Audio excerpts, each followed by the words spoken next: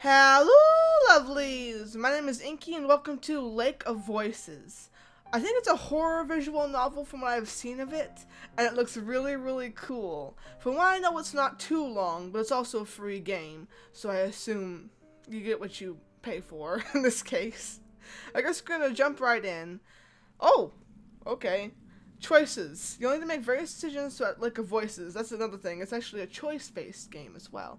Here are a few details to keep in mind. Certain choices are timed. Time running is out isn't something completely avoid. In some cases, not getting involved can open new possibilities. Other choices aren't timed. These options only determine whether Kika has any special affection for another character or not. Ooh, are we gonna fall in love? If you survive until the second night, the story will branch out into one of 5 different plot lines based on your earlier decisions. Oh, we're gonna die.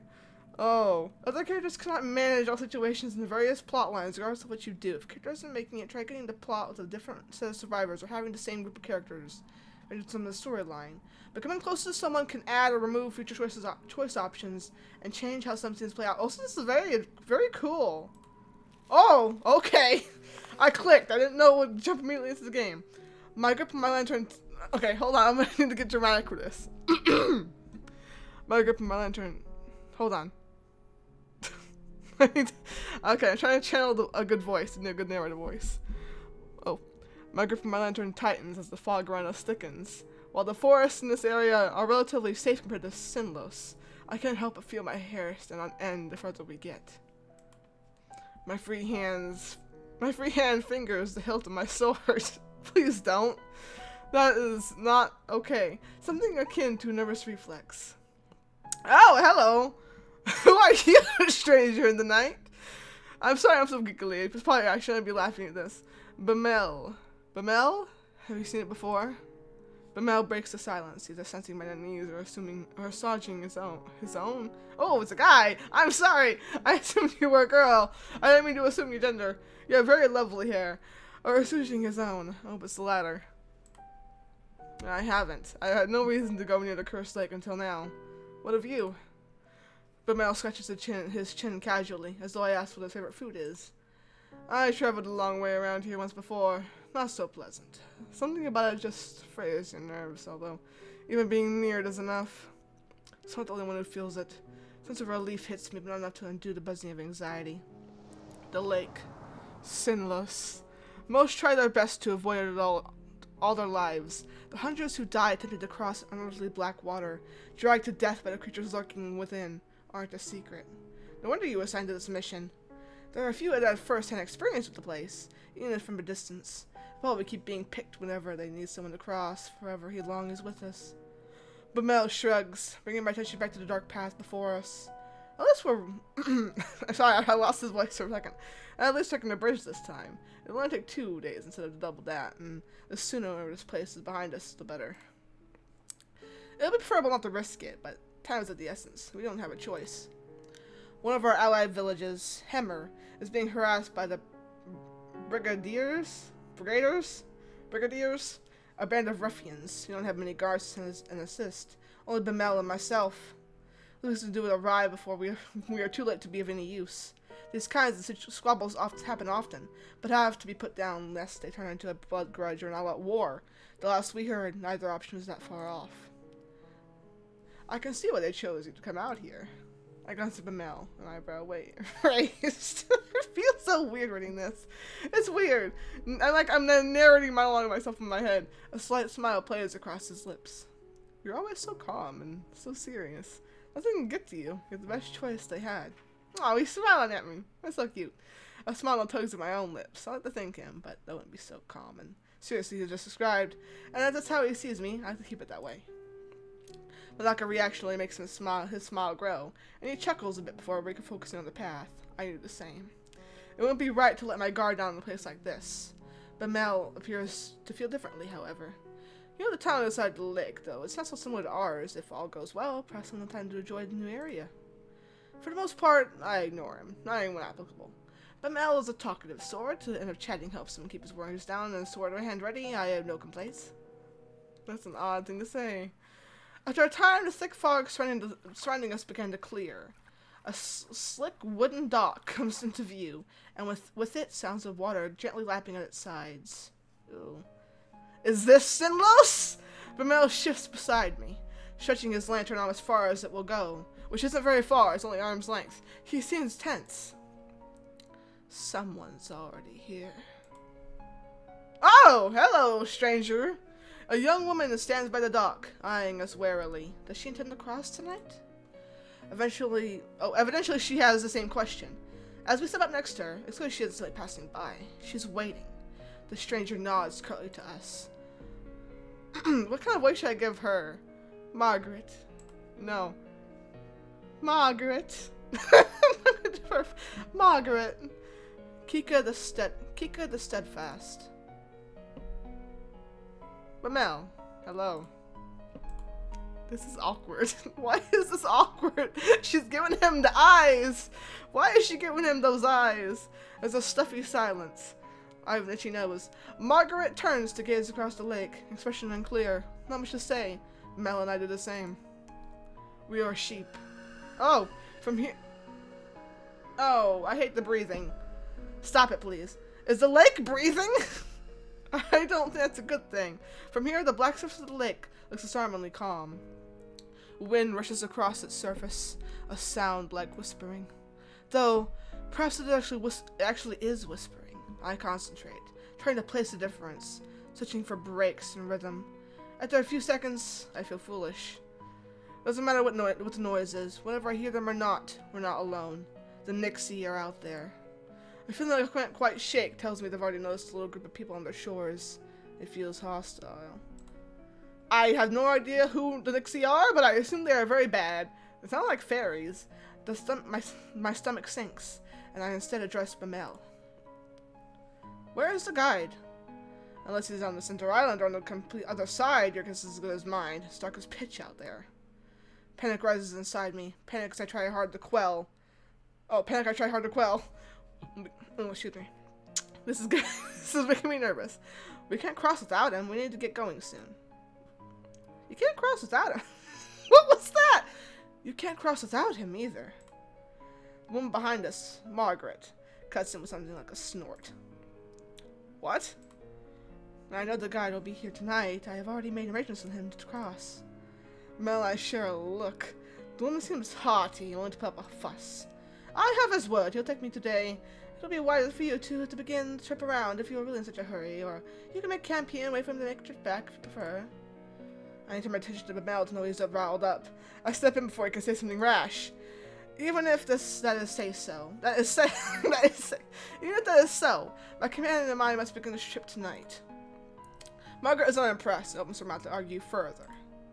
We'll wait for the guide to arrive before coming to a conclusion about any of this. She clamps her mouth shut and lets out a sigh.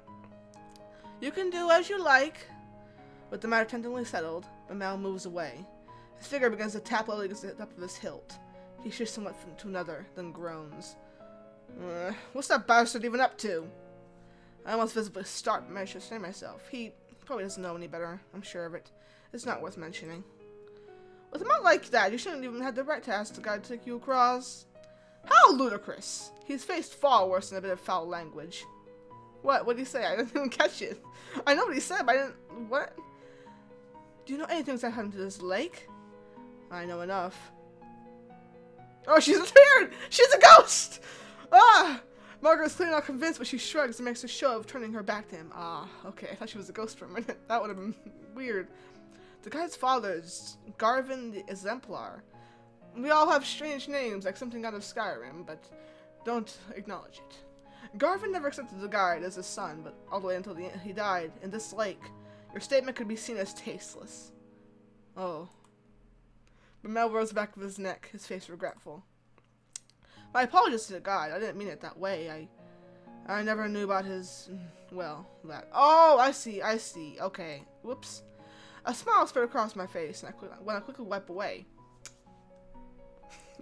He really did just misspeak. The silence slowly stretches between the three of us, growing more awkward with each passing second. Margaret seems irritated, and Bamel abashed. Oh, it's... It makes a weird noise. I'm making a beat with my breathing. You're quite informed, Margaret. I'm sure you are forgiven, Bamel, or say nothing. I'm gonna be honest with Bamel. He's nice to me so far. He seems to be my friend, while Margaret is kind of being mean. I'm sure you are forgiven, Bamel. I know you. You are brash, but not intelligently cruel. I'm sure all is well. Bamel smiles and claps me on the back. Ow. You're a good woman, Kika. Smart, too. You've never been here yet. You know more of the guide than I did. I know about Garvin, truthfully. Tales of his deeds... I'm sorry, I gave him my voice and him mine. Tales of his deeds were some sort of only stories my parents ever told. Is that so? You can tell me more about it sometime. I pause. I'm not sure how to respond to this type of request. I would like that very much. Oh, he's blushing! He's blushing! He got a crush! On Kika! Yes, I wouldn't mind that. It must wait until this trip, though. Of course, we should draft this topic sooner rather than later, in any case. I agree.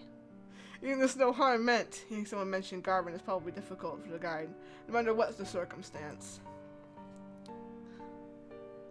With the topic dropped, we should remain locked inside our own thoughts. Not another word passing between us. Ooh, eventually a small light appears on the bridge ahead, gently swaying through the foggy air. It gets closer and closer, until it becomes apparent it's a figure carrying a lantern. That must be the guide, although I can't see the ghostly aura it gives off. The figure steps onto the shore, but we wait for him to approach instead of going to meet him. None of us are sure how close to water as we can get before it is no longer safe. Oh, hello, this is the guide. He sits in front of us with stairs. Okay. Hi! So he just keeps staring at you every you say something. He's like a guard, like Britain is like, they're like just trained to stand there. Like hi! He's like, he sits in front of us and simply stares. Are you the guide of Simlos? The man nods. He has a sharp face and weary eyes. Quite handsome if I do say so myself, but I would never go after that when I have a male on my side.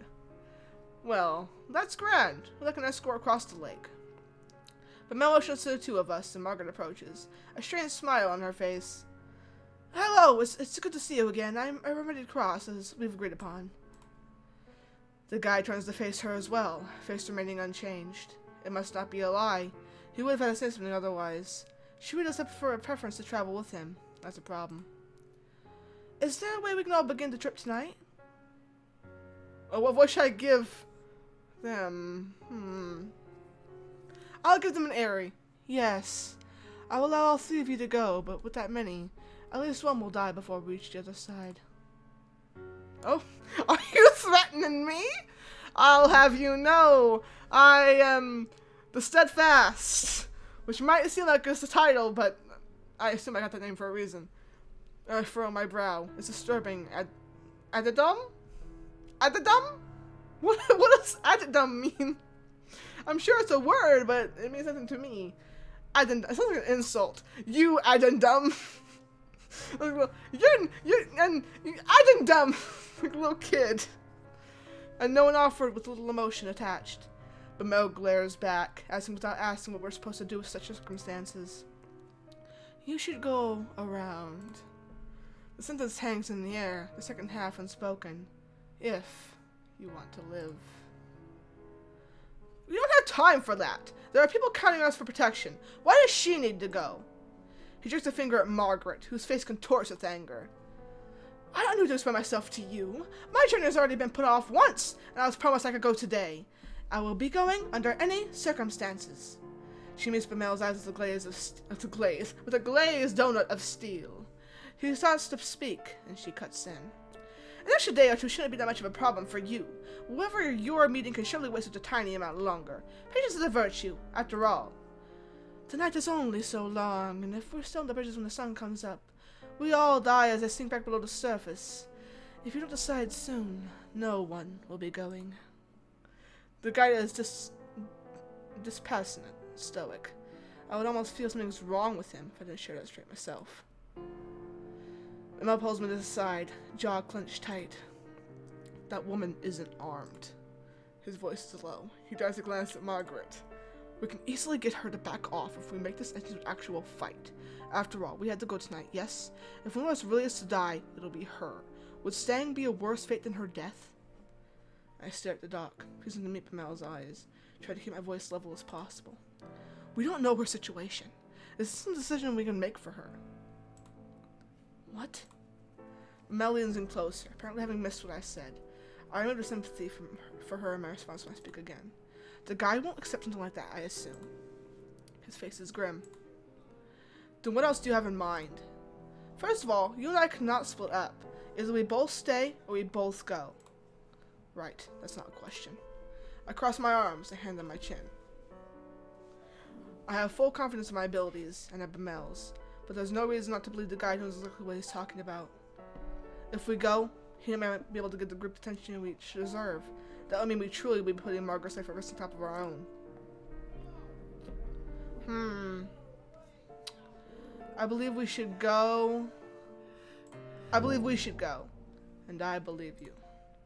Bamel's reply is firm. My steadfastness seemed almost weak in comparison to his certainty. Something I am known for, of course. It's my name. He addresses the guide. We shouldn't waste more time. Let's shove off with that strange eyebrow quirk as if he is planning something in that smirk. The guy slowly turns around without even a nod to show his agreement. Margaret stares at Bamel and me, something of resolve in her gaze. Then she follows after the guide. At least she didn't insist we stay behind. We should do what we can to protect her. It's our fault she was being put into further danger. Exactly my thoughts. We will take care of everything. Maybe I'm being naive, but I have no intention of letting anyone fall victim to this lake tonight. Those monsters can starve. I smile at him for a change, and Mel eagerly smiles back. We're lucky to have each other in this, I think. Oh, they're cuties! Oh, they're adorable, and so is Bamel. He turns to follow the others across. I'll protect everyone this trip. I will. We will make it through this. And then I step onto the dock and join them. Achievement unlocked. Begin. I hope it got that. Oh, it's ready to begin. As soon as I step onto the wood, the temperature drops. The light of my lamp shines against the water's surface, as reflective as a mirror. Until we reach land again, death is only one small mistake away. We fall into line, with the guide leading the way. Margaret stays close to him, and I behind her, watching to make sure she doesn't slip on the slick, wet wood. Bamel brings up the rear. Each of us hold our lanterns in front of us, but it does little good. The fog is thick and nigh impenetrable, consuming the light as if hungry for it. Above the surface of the lake is deathly quiet. No longer is there whispering wind, nor the sound of water lapping against the shore. Just our own mismatched footsteps and the sound of my quickened breathing. Oh, and the demon smoke around us! My eyes shift back to the lake, against my better judgment. It's no wonder there's not even the sound of water. How still the surface is. It seems almost sturdy with the sheen of black marble floor. I've heard rumors of the water sentinels is heavier, more difficult to disturb than natural water. It's just a weight of oppressive clinging enough to keep someone down, even without them. Something even darker than the abyss of the lake flickers just below the surface. Or at least I think it does. Turn my gaze to Margaret's back. It's better to stay focused. Fall back a bit. You're following me too closely. The guy's looking over his shoulder, addressing Margaret. I'm sorry. If someone gets pulled into the lake, they'll simply reach for anything to hold on to. Do not let that be you. Margaret's shoulders rise, and she nods with great seriousness. I understand. Thank you for the advice. He ignores her gratitude. You can speak amongst yourselves if you so choose. As long as you pay attention to where you're going, there is no worth in listening to the sounds out there. If there's anything, it'll only be Nixie trying to set you on edge. Alright, then can you tell us your name? You don't have a chance to properly introduce yourself, and I've only heard you being referred to as the guide. I don't have a name. I died 84 years ago! Okay, then. I guess he has the guide with no name. He's facing the front again, his voice expressionless as before. I have no way of guessing how he feels as he says this. Oh. It's probably not something he wishes to talk about. However, there was something else I want to say, so change the subject is not difficult. Margaret, thank you for allowing us to join you. Margaret shrugs noncommittally. It wasn't exactly up to me. The guy said he would take you. What? The guy said he would take you. She hesitates, and then she looks tentatively over her shoulder at me. But thank you for saying that. It's appreciated. But Mel and I will do our best to be nice on the trip, rather than a burden. That's nice. I'm afraid to be out here, though, still. At least they're training, you should be able to take care of yourselves. It's comforting to know that everyone here is so confident in their abilities. Now let's forget how terrible it feels to be over this lake. Not sure that is fortunate or unfortunate. Believing yourself to be secure doesn't mean that you are. Okay. As the conversation lulls, a new sound breaks through. It's the whispering noise again. The chatter of inhuman voices. This time coming from all around us. Taking care of yourself is exactly what you need to do. The guy is speaking again, except louder. As if to cover Nixie's voices with his own. Work to survive at all costs, and hope that everyone around you has enough sense to do the same. That's the only way you'll make it to the other side. Margaret nods in response, but I hear a grunt from behind me. Groups tend to go further when they work together and achieve the same goal. The guy doesn't say anything in response to Mel's grumbling either. I'm not sure whether he didn't hear Mel or whether he just didn't feel the statements made as far are worthier addressing. I can't read, as you can see. I have a feeling it's the latter. We go around a large bend in the bridge, part of it forking off to another way. This is very ominous and scary so far. I wonder how the guide knows which one of the essentially technical paths is correct when something in the corner of my eye catches my attention. I believe I saw something over there. Keep walking, no need to worry. The guide's voice is calm and level. I decided against pressing the issue, not wanting to see everyone more on edge. What did he say? Perhaps I wanted to encourage the to be caught by the guide. He speaks softly, though I couldn't quite hear him because of it. I take my eyes off of Margaret for a moment and explain to Mel something in my tracks. Only one word is able to escape in my stunned state. Behind Mel stands another figure, looming in the darkness. Seeing my face, Mel grabs the hilt of his sword. He whips around, then staggers swiftly backwards. Several meters away, a crooked, twisted black figure hobbles its way towards us. Some kind of liquid drops from its head, curling on the edges of its face, almost like it's crying.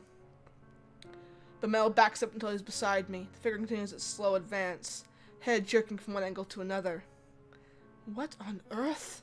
It's one of them. Yes.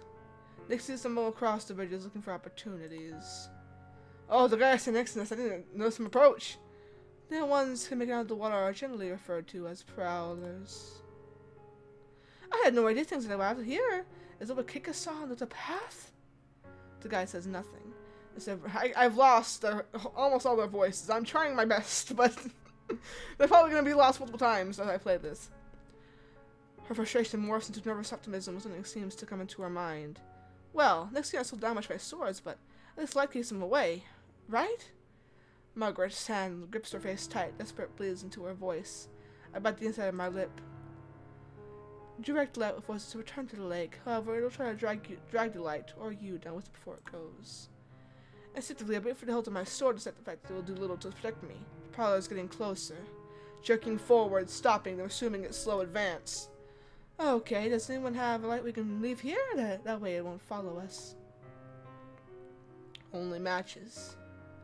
But Mel spits. He's the one bringing up the rear, so he's the one most likely to be in danger if he keeps following. The guide, however, moves forward. Don't forget, it's there. Don't let your guard down, and don't get left behind. What? How am I supposed to keep walking with this thing at my heels? You said it wants to attack! Don't give it the chance. But Mel sputters in anger, and the guy summarily ignores him. I saw the grip hold of Mel's upper arm. Here. I'll let you like this, and you can keep your focus solely on the prowler. Make sure it doesn't get too close. Mel eyes the guy with unresolved hostility, but allows him to softly sigh in relief. He gazes at me with fondness. Oh, he's so sweet. Oh, at least there's someone I can count on. Oh, wrong voice! Dang it, Mel, I'm sorry. Despite the fact I'm going against his advice, the guy says nothing more. It's clear now. It doesn't give me a damn what we end up doing. Some part of me is glad for that. I want to help everyone make it through. It would be worse to have to persuade the guy every time help was necessary. Kika, thank you. Mel places her little hand on my shoulder. Place my hand over. I want to place my hand over his. He's a sweetie pie. I feel Mel start as to incorporate his touch, but just a quick little smile replaces his shock. The moment was pleasant. A small bomb against a large burn. I heard my expression, but Mel follows suit. He moves his free arm down. I fully link his arm with mine. Not properly settled, I look forward. Margaret is now following the guy with some reluctance, turning back every so often to check on us. I waved my lantern signal we're catching up. Margaret turns her head to the front and quickly ends her pace. With a tug on Bamel, we start to follow them. The four of us continue cautiously over the bridges. Only the sound with wet, squishing footsteps of the prowler joining the sound of our own. In spite of myself, I grab Bamel tighter. The prowler walks with a set pattern, sometimes fast, sometimes slow. Oh, without a set pattern. It takes long steps, then short ones. At times, it stops walking entirely. Does it hurt to be out of the water like this, or is it trying to be difficult to read?